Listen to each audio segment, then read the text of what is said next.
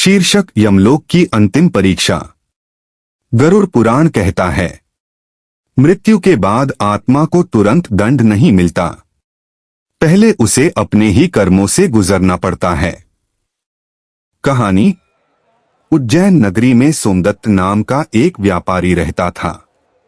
बाहरी दुनिया में वह बड़ा धर्मात्मा कहलाता था। मंदिर बनवाया, दान दिया, ब्राह्मणों को भोजन कराया, लेकिन उसके धन का स्रोत छल और झूठ था। वह व्यापार में लोगों को ठगता और मन ही मन सोचता, दान कर दिया, पाप कट जाएगा। एक रात सोमदत्त की अचानक मृत्यु हो गई। आंख खुली तो उसने खुद को एक काले रास्ते पर खड़ा पाया। धरती जल रही थी, हवा में रोने की आवाजें थीं। तभी दो यमदूत प्रकट हुए। उन्होंने कहा, अब तुझे यमलोक ले जाया जाएगा। कर्मों की यात्रा। रास्ते में सोमदत्त को एक नदी दिखी, उबलता हुआ जल, जिससे आत्माओं की चीखें उठ रही थीं। सोमदत्त चिल्लाया, मैं दानवीर हूं, मुझे क्यों? यमदूत बोले, दान से पाप ढकता नहीं, कर्मों का भार बढ़ता है। यमराज का दरबार। यमलोक में उसे यमराज के सामने खड़ा किया गया।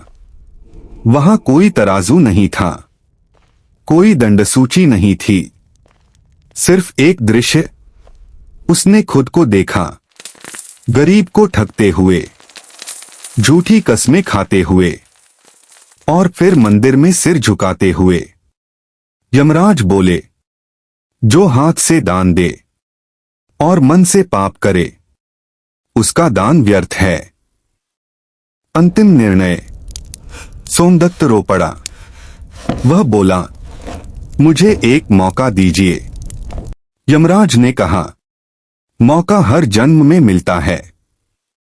और अगले ही पल सोमदत्त एक निर्धन परिवार में जन्म ले चुका था, जहां उसे हर कण कमाने के लिए ईमानदारी सीखनी थी।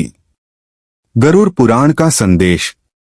गरुड़ पुराण कहता है, मृत्यु के बाद न धन साथ जाता है, न दिखावा, साथ जाते हैं सिर्फ कर्म,